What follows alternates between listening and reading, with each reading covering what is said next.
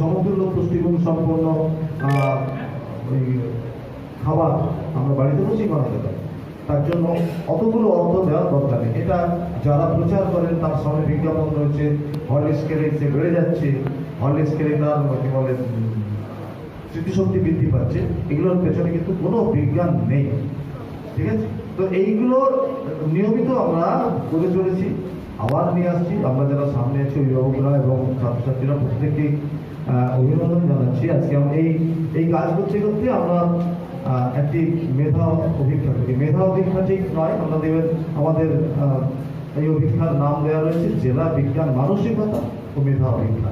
অর্থাৎ বিজ্ঞান মানসিকতা গড়ে তোলার খানিকটা সাপোর্ট হিসেবে এই মেধাকে আমরা এই অভিজ্ঞতা আমরা নিয়ে দেখব এবং তার সাথে তার পড়াশোনার জায়গাটাও যুক্ত করা আছে। কারণ একটি ছাত্র একটি ছাত্রী তার বই থেকে যেমন শিখবে তেমনি তার বাইরে থেকেও তার শিক্ষা